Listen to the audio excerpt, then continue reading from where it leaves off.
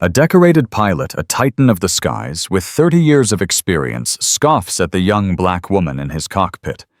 He thinks she's a tourist, a contest winner, playing make-believe in the captain's chair. His laughter echoes in the confined space, dripping with condescension, as he prepares for another routine flight from New York to London.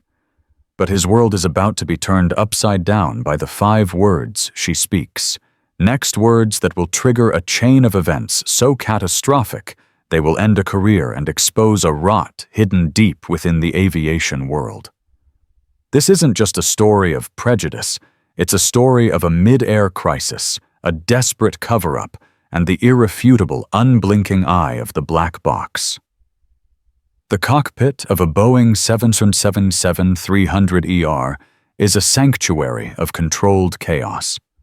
Hundreds of switches, knobs, and screens glow with a quiet intensity, each one representing a critical function of the magnificent machine.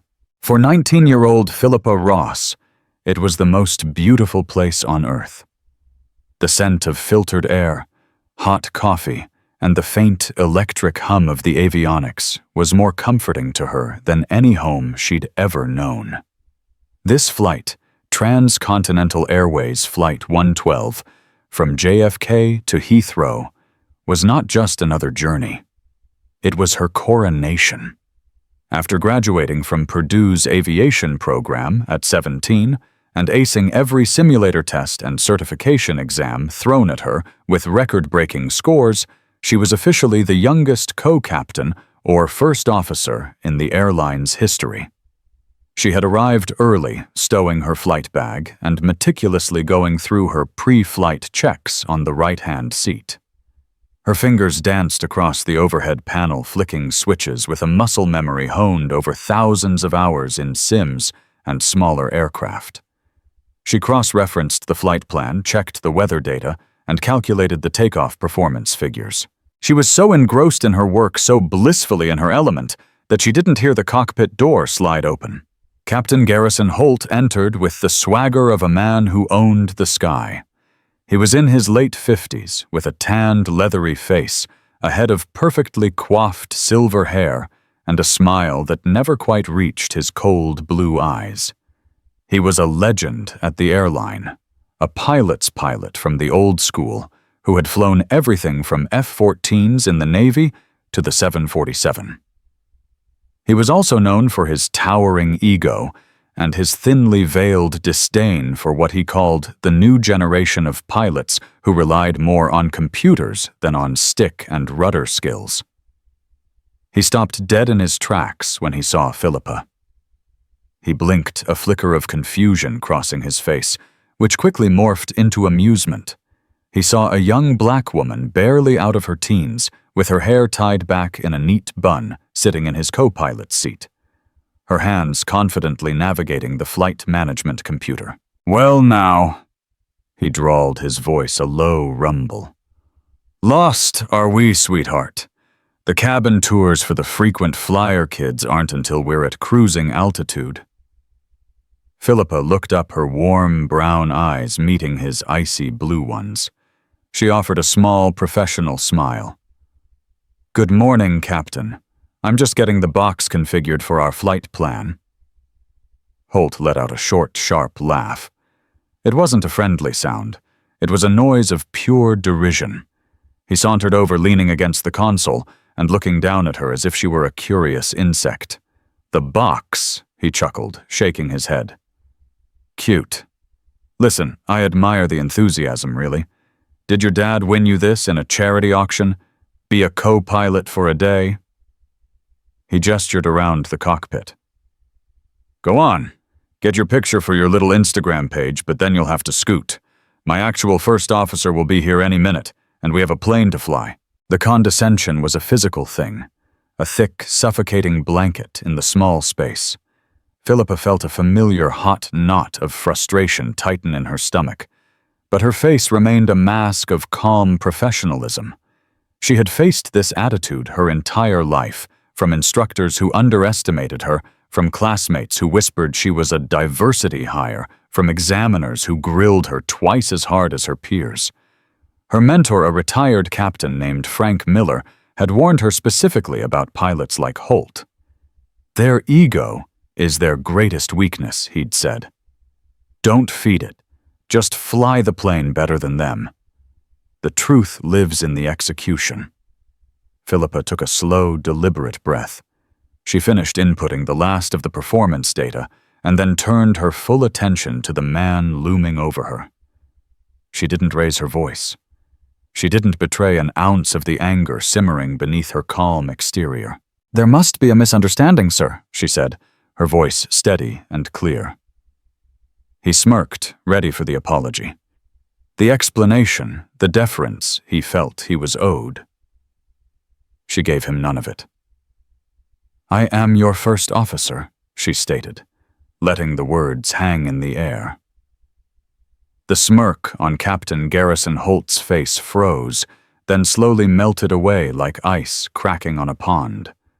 The humor in his eyes vanished, replaced by a deep, profound confusion.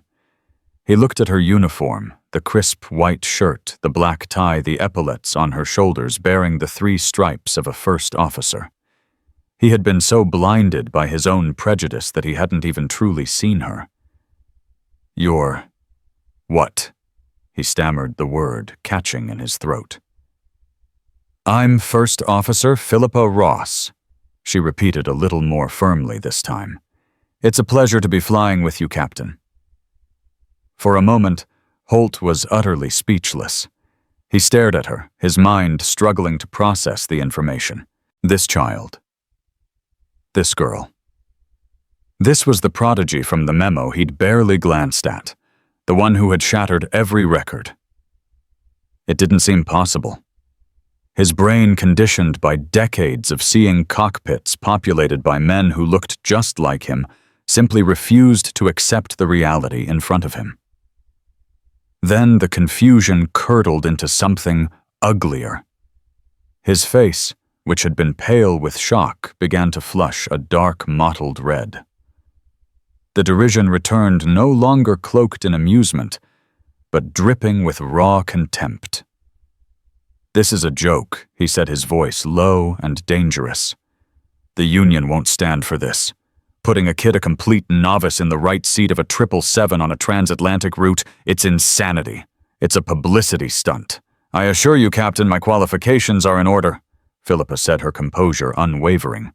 "I was certified on the 777 6 months ago and have over 500 hours on type, mostly in Level D simulators and with Czech airmen. The FAA and the airline have both signed off." "Simulators," he scoffed, spitting the word out like it was poison. "Simulators don't teach you how a 30-knot crosswind at Heathrow feels. They don't teach you the gut instinct you need when an engine surges over the North Atlantic. I've been flying longer than you've been alive.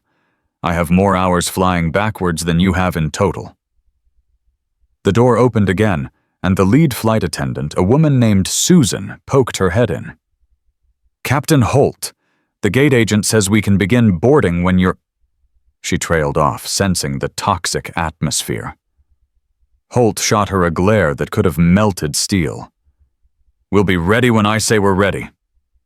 He turned back to Philippa, his voice dropping to a harsh whisper. "All right, First Officer Ross. Let's see what they taught you in your video games. Start the pre-flight checklist. From memory. Now." It was a test.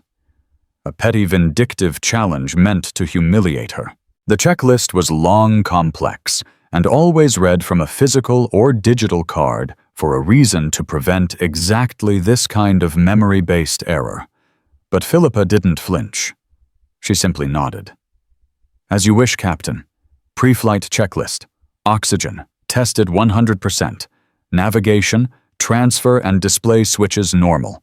Window heat, on. Pressurization mode selector, auto."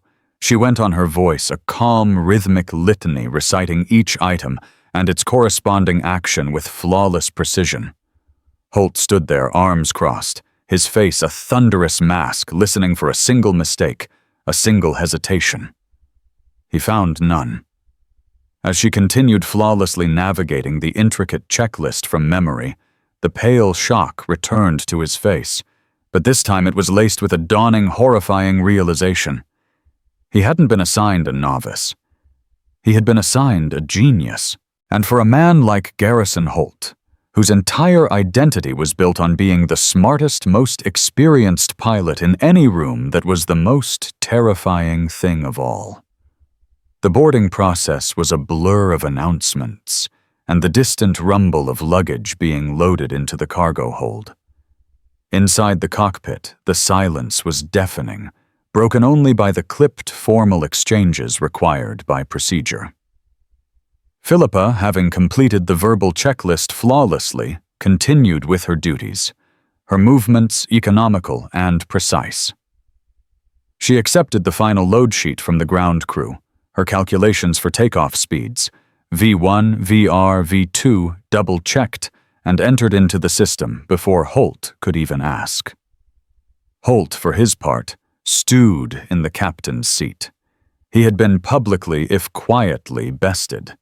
His attempt to expose her as an incompetent child had backfired spectacularly, revealing only his own arrogance. Now he retreated into a strategy of malicious compliance and micromanagement. Every action Philippa took was met with his scrutinizing gaze. "Did you confirm the fuel temperature with the ground crew, or did you just trust the sensor reading?" he asked sharply as she finalized the fuel slip. "Confirmed, Captain. -21 degrees Celsius. It matches the sensor reading and is well above the freezing point for Jet A1, she replied, without looking up from her tablet. "And the de-icing? Did you visually inspect the wings yourself, or are you just taking the ground crew's word for it?" "I watched the entire procedure from the cockpit window, sir. Type 4 fluid was applied evenly to all critical surfaces. The holdover time is 45 minutes. Given our current departure slot, we have a 20-minute buffer." Each question was a dart. Each answer was a shield. He was trying to catch her, to find a crack in her perfect professional facade. But there were no cracks. She wasn't just following the book. She was the book. She knew the regulations, the aircraft's systems, and the specific procedures for this flight better than he did. It was infuriating. It was an assault on his entire sense of self. The final cabin-ready call came through. Philippa handled the radio communication with air traffic control, her voice a model of clarity and calm. "Transcontinental 112, ready for push and start at Gate 14. As the tug pushed them back from the gate, Holt took control of the aircraft. It was his leg to fly. He felt a small measure of his authority return as his hands rested on the yoke and his feet on the rudder pedals. This was his domain. "You'll handle the flaps and landing gear," he grunted, not as a standard delegation of duties, but as a command. "And you call out any deviations you understand? Any?" "Yes," Captain Philippa said, her eyes already scanning the instruments. The taxi to runway 31L was tense. Holt deliberately taxied a little faster than company policy recommended, a petty act of rebellion, to see if she would call him on it. Captain Philippa said, her tone perfectly neutral. "Our ground speed is approaching 25 knots. Holt gritted his teeth and eased back on the thrust. She hadn't just noticed. She had called him on it in the most professional, non-confrontational way possible, leaving him no room to argue. He felt like he was flying with an auditor, not a co-pilot. Cleared for takeoff. Holt lined the massive 777 up on the center line. "Your controls?" He said a standard phrase, inviting the co-pilot to guard the yoke. Then he added, "Try to keep up." He pushed the throttles forward. The two massive General Electric engines spooled up with a deafening roar, pressing them back into their seats. The runway lights blurred into white streaks. 80 knots. Philippa called out, her voice steady. "Checked." Holt grunted. V1, she called the critical decision speed. Rotate. Holt pulled back on the yoke, and the behemoth gracefully lifted into the gray New York sky. Positive rate, Philippa said, her eyes on the vertical speed indicator. Gear up, Holt commanded. Philippa's hand moved to the lever, raising the landing gear with a satisfying thud. The initial climb was smooth, but as they ascended through 10,000 feet, they hit a patch of weather that hadn't been prominent on the forecast. The plane began to buck and sway in moderate turbulence. For Holt, this was familiar territory.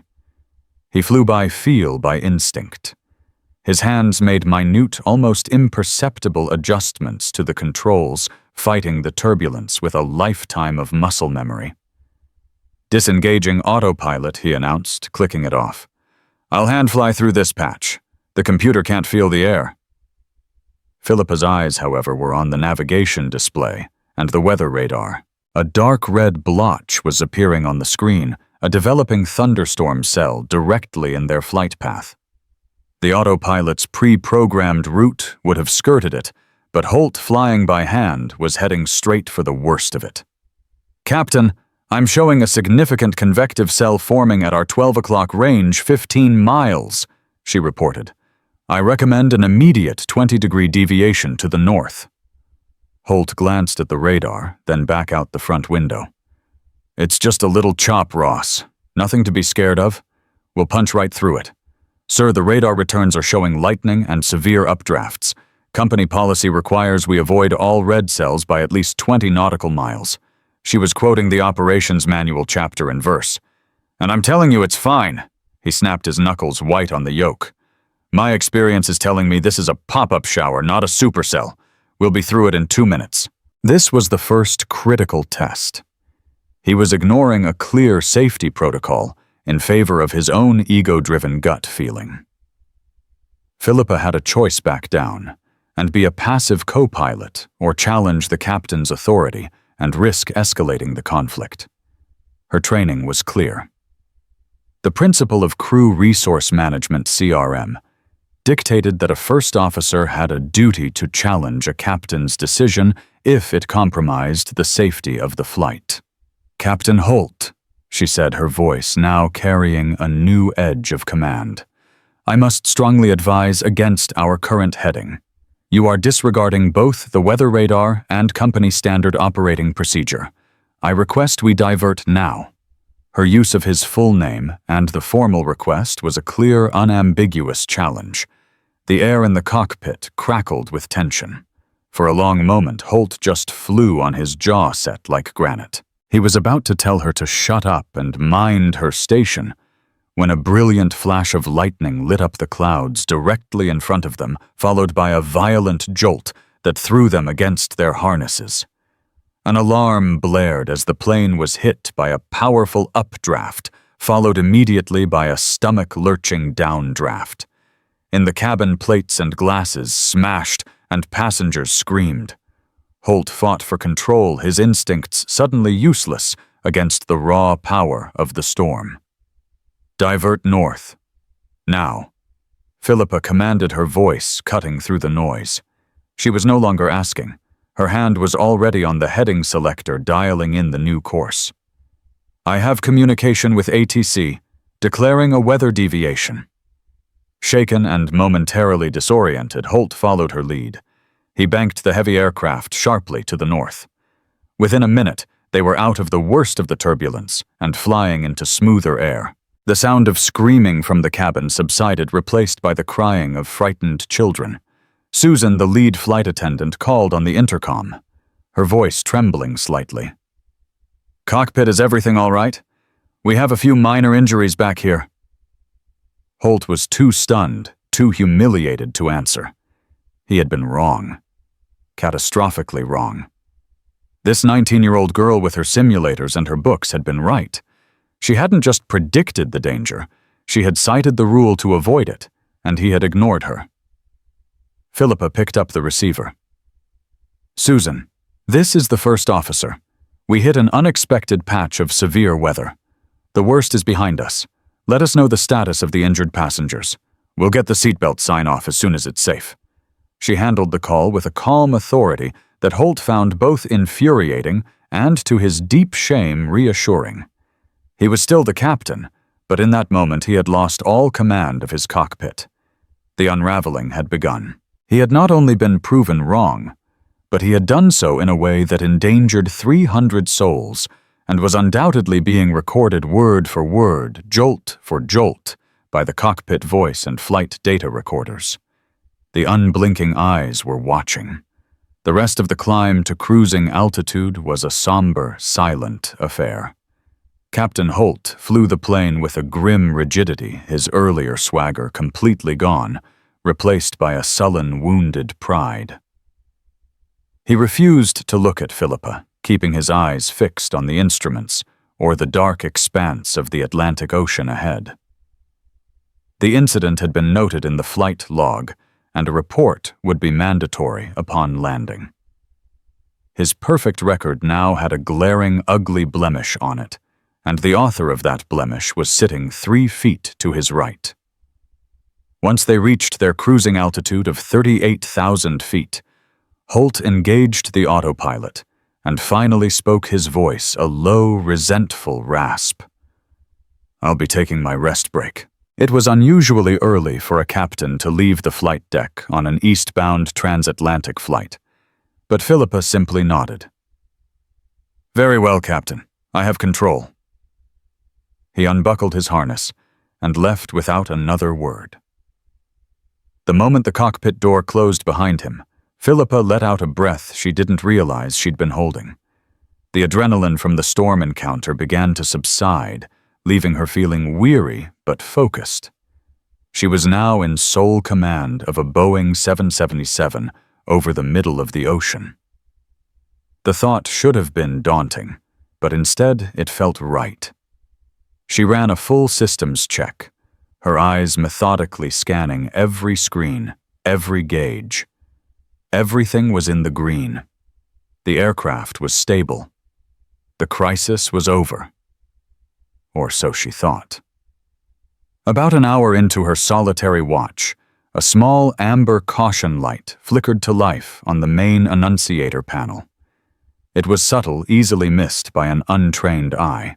The message on the EIKS engine indicating and crew alerting system display read, "Depress SIS-L. Hydraulic pressure, left system." Philippa's heart gave a slight, nervous flutter, but her training immediately took over. A single amber caution wasn't a catastrophe. The 777 had 3 independent hydraulic systems left, center, and right. Losing pressure in one was a serious issue, but the aircraft was designed to fly safely with the remaining 2. She pulled up the hydraulic systems page on the secondary display. The pressure in the left system, normally a steady 3,000 psi, was fluctuating. It would dip to 2,800, then 2,750, before the system's electric pump kicked in and brought it back up. It was a slow leak, not a catastrophic failure. She followed the checklist for HYD press SIS-L. The procedure was straightforward: monitor the system attempt to isolate the leak by turning off the primary engine-driven pump and rely on the electric demand pump. She methodically performed the actions. The pressure stabilized, albeit on the low side of normal. According to the book, the situation was now contained. The aircraft remained perfectly flyable. She made a note in the log and decided not to wake Captain Holt unless the situation deteriorated. There was no need to introduce his volatile ego into a situation that was for now under control. For another hour, all was quiet. The sun had long set, and the cockpit was bathed in the soft glow of the instruments suspended in a universe of stars above and an abyss of black water below. Philippa monitored the hydraulics page like a hawk. The left system pressure remained stable. Then a second light illuminated. This one was also amber. HID Press, SIS-C Center System. Now a cold dread seeped into Philippa's veins. This was no longer a simple issue. A single hydraulic leak was an anomaly. Two simultaneous unrelated leaks were a statistical impossibility. It suggested a common cause, a systemic failure that the checklists didn't cover. Her mind raced. The center hydraulic system was the workhorse powering most of the primary flight controls, including the flaps, slats, and landing gear. Losing it, along with the left system, would severely cripple the aircraft. The center system's pressure was dropping faster than the left's had. She immediately brought up the relevant checklist, but her instincts screamed that this was something far more sinister than a simple leak. She needed the captain. She pressed the intercom button. "Captain Holt, you're needed on the flight deck immediately." A few moments later, he returned, his face groggy from a short, unhappy nap. "What is it now? Ross, did you see another rain cloud?" His sarcasm died on his lips when he saw the EICAS display, now lit with 2 amber cautions. His eyes widened. "What did you do?" he demanded, his voice instantly accusatory. "Nothing. Captain, the left system began losing pressure about an hour ago. I followed the checklist and it stabilized. The center system caution illuminated 2 minutes ago. The pressure is dropping." Holt stared at the screen, his mind for once working in sync with Philippa's. 2 systems. At the same time, that's not possible unless there's been a rupture in the wheel well, but we'd get an overheat warning. He began running through his own mental checklist, the one built from 30 years of experience.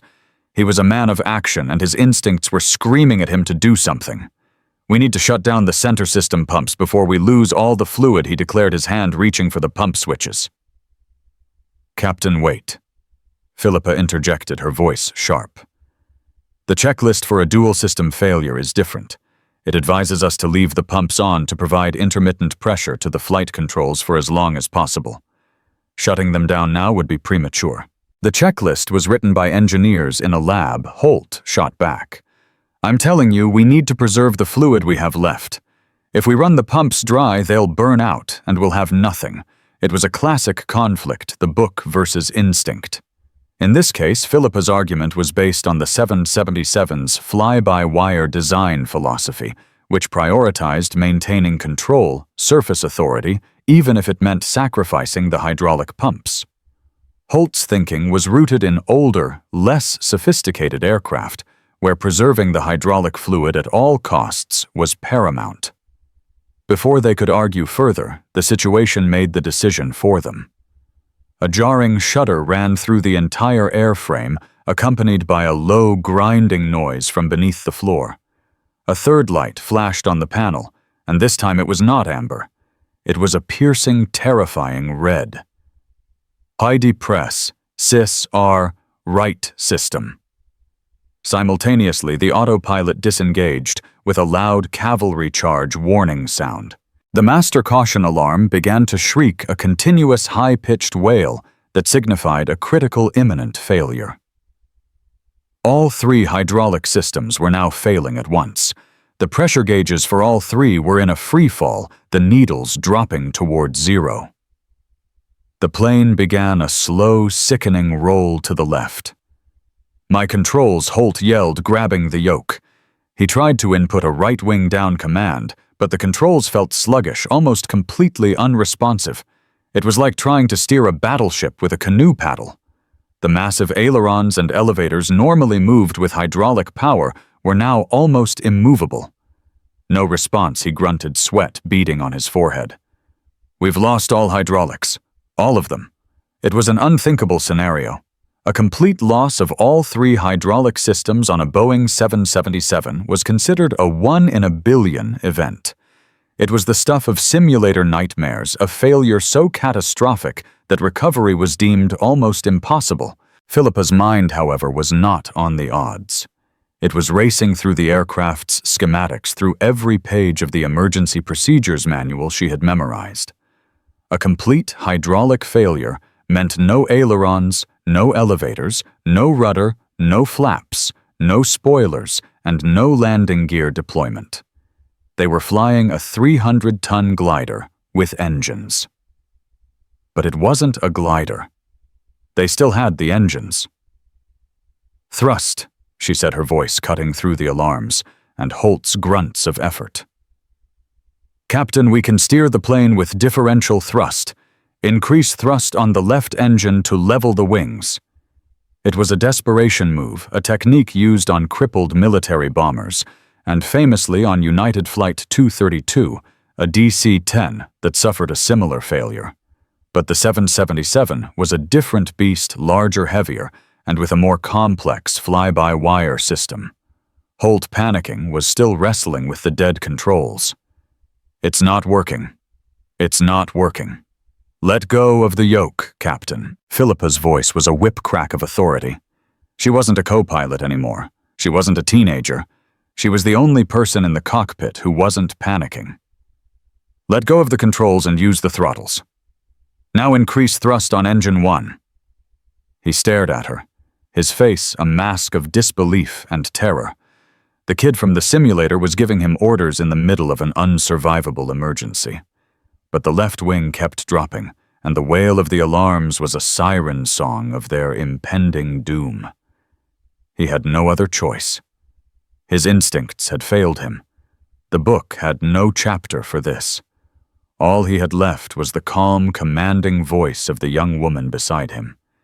He let go of the yoke and jammed his hand onto the throttle levers. The cockpit was a symphony of hellish noise. The continuous wail of the master caution alarm, the synthesized voice of the onboard computer calling out, "Flight controls! Flight controls!" and the groaning protest of the airframe all combined into a disorienting cacophony. The 777, now in a 15-degree left bank, was beginning to lose altitude, the nose pitching down toward the black, churning Atlantic. Captain Holt, his face ashen, shoved the left engine's throttle forward. The massive GE-90 engine spooled up with a deep roar. The effect was immediate but crude. The increased thrust on the left side acted like a rudder pushing the plane's nose to the right, and as a secondary effect causing the left wing to rise. The roll slowly, agonizingly corrected itself. "It's working." Holt breathed a note of pure astonishment in his voice. "Now reduce power evenly to stop the climb."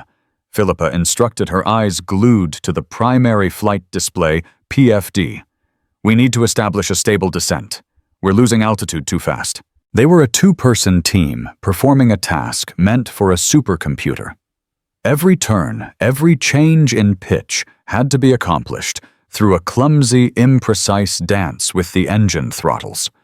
A small push on the right throttle would yaw the plane left and cause it to bank. A slight reduction on both would lower the nose. It was like trying to paint a masterpiece with a pair of sledgehammers. Philippa took the radio. Her voice, when she spoke, was a beacon of impossible calm in the storm of chaos. "Mayday. Mayday, Mayday. Transcontinental 112. We have a complete and total hydraulic failure. All flight controls are unresponsive. We are flying on engine thrust alone. We are at flight level 370 descending current position." She rattled off their coordinates from the GPS display, requesting immediate clearance to the nearest suitable airport and a clear block of altitude. The voice of the Shanwick Oceanic controller, usually so placid and routine, came back laced with urgency. "Transcontinental 112. Roger, Mayday. Radar contact. The nearest suitable airport is Shannon, Ireland, approximately 400 miles to your east. All airspace below you is clear. Descend at your discretion. Emergency services are being mobilized. 400 miles. It might as well have been 1,000,000. Landing a perfectly functional 777 was a challenge. Landing one with no flight controls was something that had never been done successfully. For the next hour, they fought the wounded beast. Holt, his initial panic subsiding into a state of hyper-focused terror, worked the throttles under Philippa's direction. She became the brain of the operation, he became the hands. Her deep, almost photographic memory of the 777's performance charts was their only guide. "We're too slow. Our pitch is too high. We risk a stall," she'd say, her eyes darting between the airspeed indicator and the attitude indicator. "Add 5% N1 to both engines. Gently." He would comply, his movements jerky at first, then smoother as he began to get a feel for the plane's bizarre new handling characteristics. The deep-seated prejudice he held against her had evaporated, burned away by the heat of the crisis. She was no longer a black teenager. She was his only hope. As they approached the Irish coast, a new, horrifying problem emerged. Landing. How are we supposed to get the gear down? Holt asked the question, laced with despair. The alternate gear extension is still powered by the center hydraulic system's reserve fluid. If the system is empty, it won't work. There's a tertiary system, Philippa said, her mind already 3 steps ahead. The landing gear can be unlocked mechanically and extended by gravity. The procedure is in the QRH Quick Reference Handbook, but it's complex. We have to depressurize the cabin first. Depressurize the cabin at 10,000 feet. It was a radical, dangerous idea, but it was their only shot.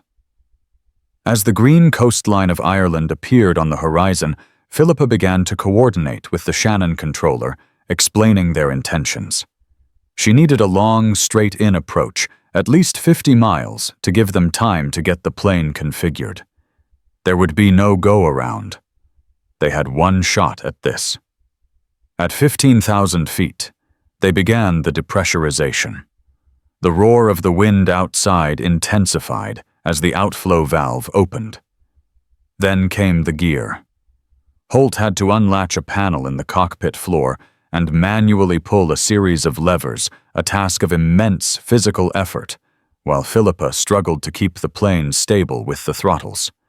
With a series of clunks and a shudder that ran through the plane, 2 of the 3 green lights for the landing gear illuminated on the panel.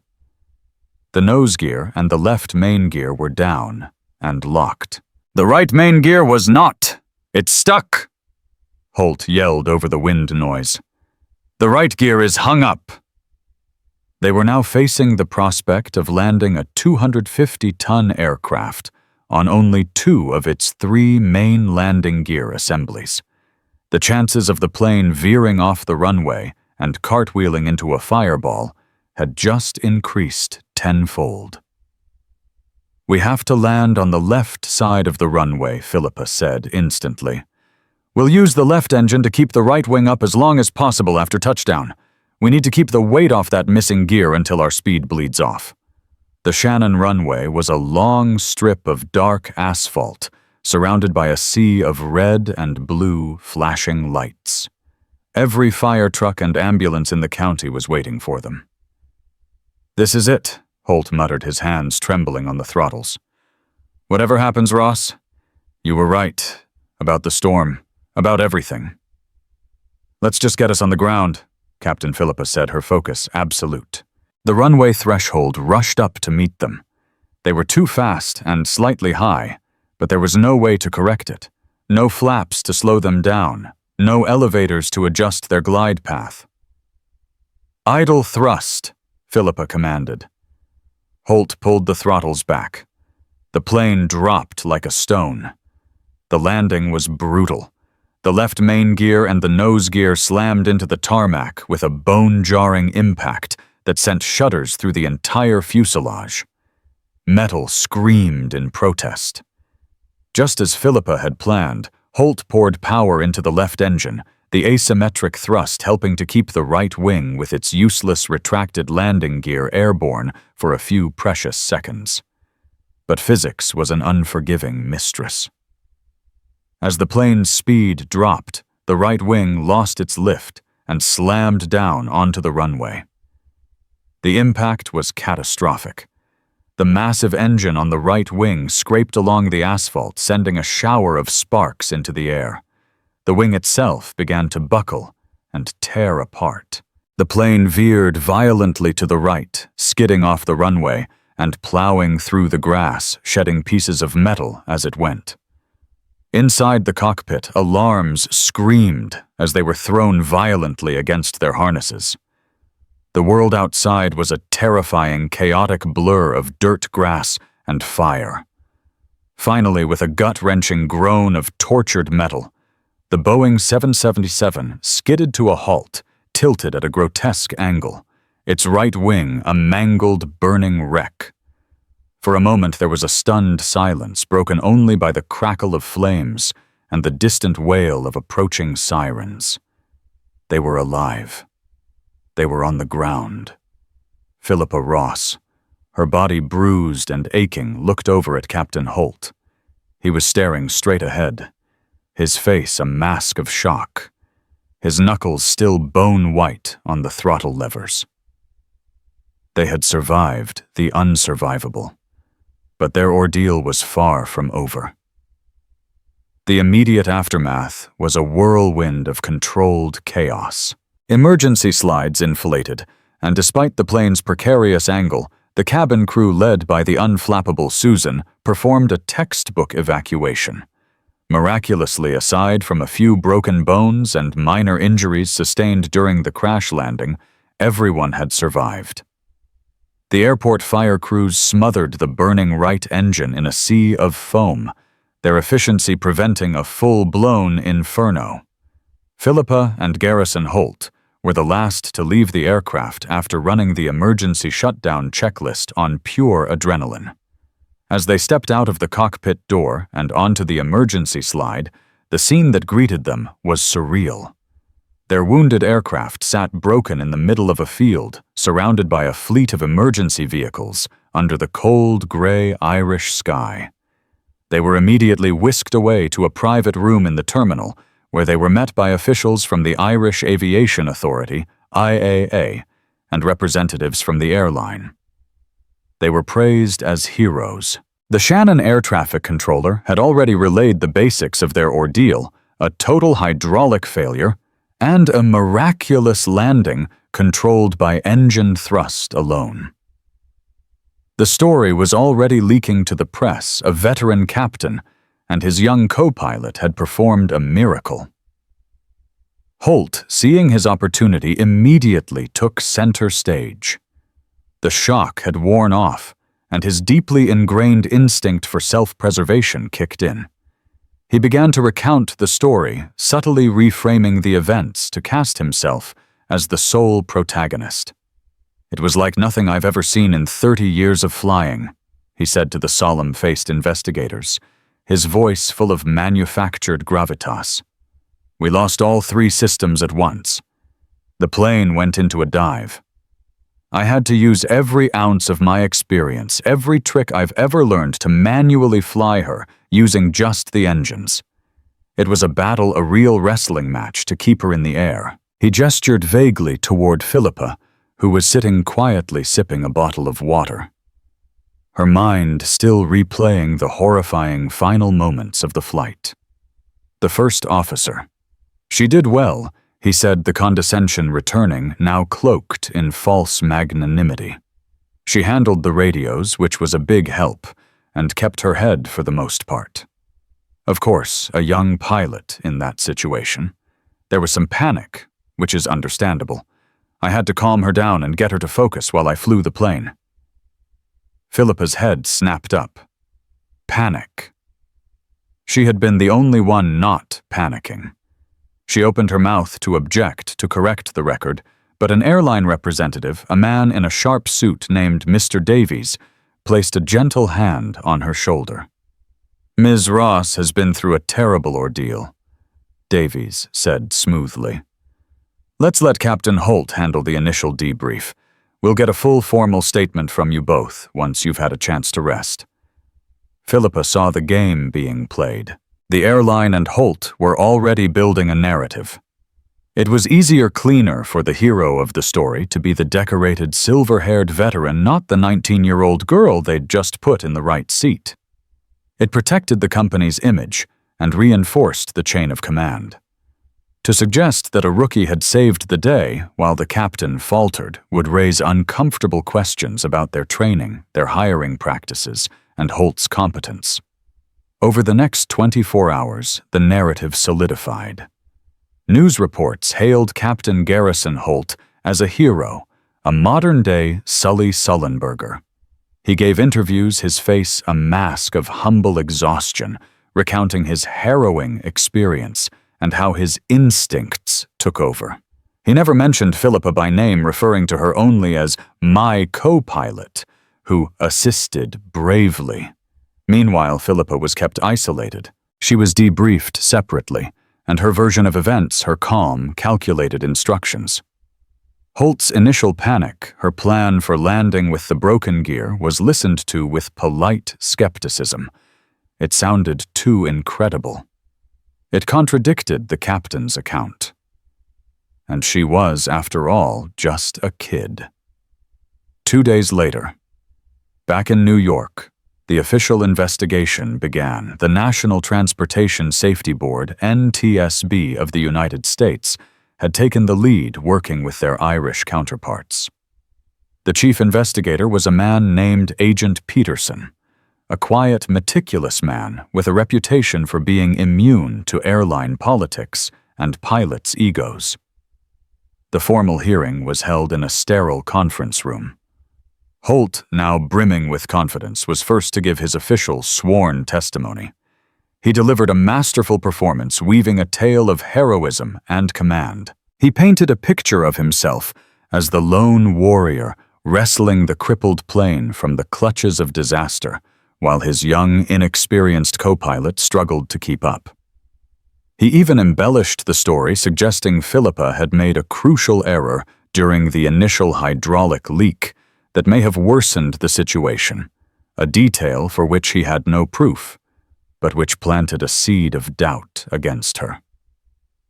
First Officer Ross's instinct, likely due to her over-reliance on simulator training, was to shut down the pumps prematurely. Holt said, his voice full of false regret. I had to countermand that order to preserve what little control we had left. It was her inexperience, not malice, but in a crisis like that, every second counts. He was not just taking credit, he was actively building a case to destroy her career, using her as a scapegoat to cover for his own failures, like the weather incident he conveniently forgot to mention. Then, it was Philippa's turn. She sat at the long table facing Agent Peterson and a panel of experts. She felt small, intimidated, but the memory of her mentor's words echoed in her mind. The truth lives in the execution. She didn't tell a story of heroes and villains. She simply recounted the facts. She spoke in the precise technical language of a pilot. She detailed the exact time each caution light appeared, the exact pressure readings, the checklists she followed, and the commands she gave. She recounted the weather deviation, Holt's refusal to divert, and the subsequent severe turbulence. She explained her rationale for using differential thrust and the landing procedure she had devised. She spoke calmly, without emotion, letting the facts speak for themselves. When she finished, there was a long silence in the room. Agent Peterson looked at her, his expression unreadable. He had two completely contradictory stories. One from a celebrated veteran, a hero in the public eye. The other from an unknown 19-year-old prodigy. On the surface, Holt's story was more believable, more palatable. But Agent Peterson knew something that neither Holt nor Philippa did. For the past 48 hours, his team had been painstakingly analyzing the two most truthful witnesses of all the flight data recorder FDR and the cockpit voice recorder CVR. The black boxes. And they had finished their transcription and analysis just an hour before the hearing began. Thank you. First Officer Ross Peterson said, his voice flat. He turned to his assistant. Please bring in the CVR transcript, and cue up the data animation. The real trial was about to begin. A large screen at the front of the conference room flickered to life, displaying a 3D animation of the flight synced with the cockpit voice recorder transcript. Agent Peterson's team had meticulously recreated every moment. "We will now review the CVR and FDR data," he announced. Garrison Holt sat confidently, believing the recording would support his narrative. He had forgotten the flight's opening moments. The speakers crackled. "Captain Holt, CVR. Well now, lost are we, sweetheart? The cabin tours for the frequent flyer kids aren't until we're at cruising altitude." A wave of uncomfortable silence hit the room. Holt's confident smirk vanished. First Officer Ross, CVR. "Good morning, Captain. I'm just getting the box configured for our flight plan." Captain Holt. CVR. Sharp, derisive laughter. "Cute. Go on, get your picture for your little Instagram page, but then you'll have to scoot." The words cold and prejudiced hung in the air. The recording continued playing out his condescending challenge for her to recite the checklist and Philippa's flawless response. The foundation of his character crumbled within minutes. Peterson advanced to the weather incident. "First Officer Ross, CVR, Captain, I'm showing a significant convective cell. I recommend an immediate 20-degree deviation to the north." Captain Holt, CVR. "It's just a little chop, Ross. We'll punch right through it." First Officer Ross, CVR.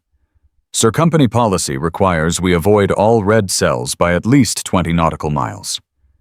Captain Holt, CVR. "And I'm telling you, it's fine.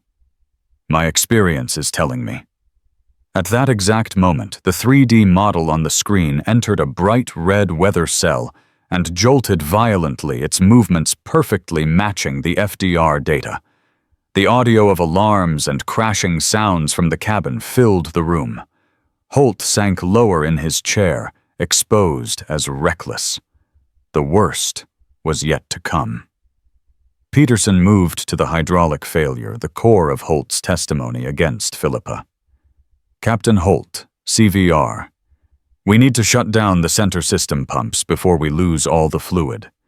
First Officer Ross, CVR. Captain. "Wait. The checklist advises us to leave the pumps on to provide intermittent pressure." Captain Holt, CVR. "The checklist was written by engineers in a lab. I'm telling you, we need to preserve the fluid." This was the lie he had built his defense on, that Philippa's inexperience had led her to make a foolish suggestion. Agent Peterson paused the recording and turned to an NTSB simulation expert in the room. "Our analysis shows that had Captain Holt's suggestion to shut down the pumps been followed, the remaining hydraulic fluid would have been useless," the expert stated. First Officer Ross's adherence to the procedure was absolutely correct and critical in preventing a more rapid loss of control. Holt's face was now the color of ash. Finally, Peterson played the climax, the total failure and terrifying descent. The audio filled with Holt's frantic, panicked shouts. "Captain Holt, CVR. It's not working. It's not working." And then Philippa's voice cutting through the chaos like a laser. "First Officer Ross, CVR, let go of the yoke. Captain, let go of the controls and use the throttles. Now increase thrust on engine 1. The room was utterly silent, captivated. They heard Philippa's steady stream of commands and Holt's panicked voice reduced to simple subordinate affirmations. The CVR proved beyond any doubt who had been in command. It wasn't the decorated captain. It was the 19-year-old girl he had scorned. The FDR data from the landing further highlighted the precise throttle inputs that saved the plane, a maneuver of incredible skill executed under her direction. The screen went black. Agent Peterson turned his cold, unflinching gaze to Garrison Holt. "Captain Holt," he said, his voice flat. "The evidence from the flight recorders is in direct and total contradiction to your sworn testimony. You have lied about the weather incident, the hydraulic procedures, and who was in command of the aircraft during the emergency. You have perjured yourself in a federal investigation. Do you have anything to say?" Garrison Holt looked around the room, seeing only the furious faces of the airline executives and the contempt of the expert panel. He looked at Philippa, who met his gaze with quiet disappointment. He opened his mouth, but no words came out. He was a man utterly broken, exposed as a fraud and a liar. The black boxes with their unblinking the fallout for Captain Garrison Holt was swift and merciless. His career was not just over, it was obliterated. The FAA issued an emergency and permanent revocation of his pilot's license. Transcontinental Airways fired him for gross negligence and lying in an official report. Facing federal perjury charges, he accepted a plea deal that included a massive fine and a lifetime ban from the aviation industry. The hero of the media became a pariah overnight. His name a cautionary tale about the dangers of ego. In stark contrast, Philippa Ross was catapulted to international fame.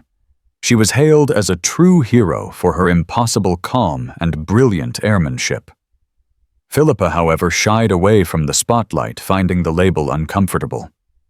"I just did my job," she would say in interviews. "I did what I was trained to do." The airline, eager to capitalize on its newfound star, summoned her to the COO's office. Ms. Diana Covington got straight to the point. "Philippa, you saved this airline from an unimaginable tragedy. We owe you a debt we can never repay. The board has unanimously approved an accelerated promotion. We want you in the captain's seat, now."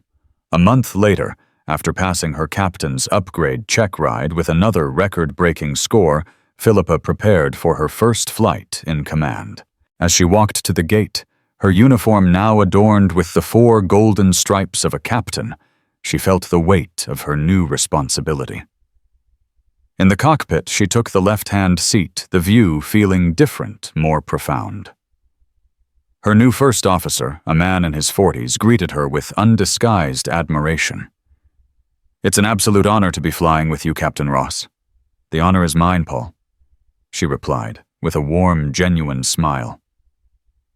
Just before they closed the door, a flight attendant escorted a young black girl no older than 10 to the cockpit. The child clutched a model airplane and looked at Philippa with wide, star-struck eyes. Are you her?" she whispered. Philippa knelt to the girl's level.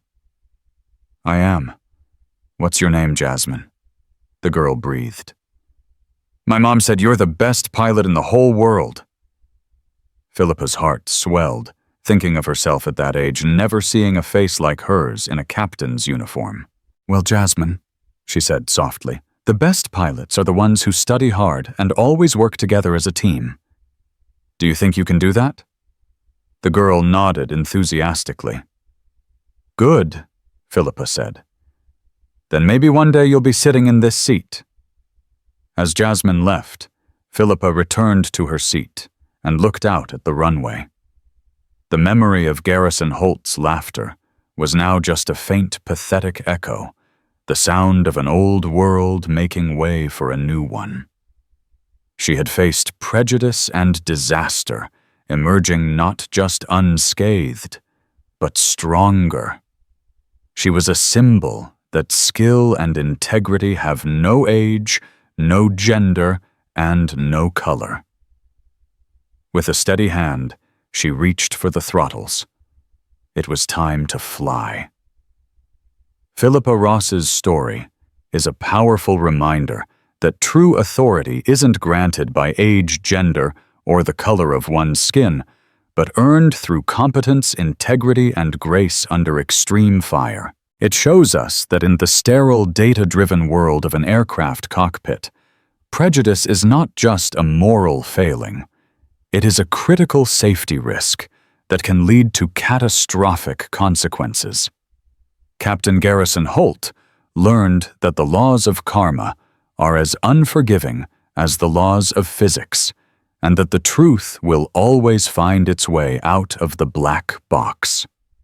If Philippa's journey from underestimated prodigy to celebrated hero inspired you, and if you believe that character and skill should always rise above bias, then please support our channel. Hit that like button to show your appreciation, share this story with someone who needs to hear it, and be sure to subscribe for more incredible tales of justice and real-life karma. We'd love to hear your thoughts in the comments below. What do you think was the most powerful moment in this incredible story? Thank you for listening.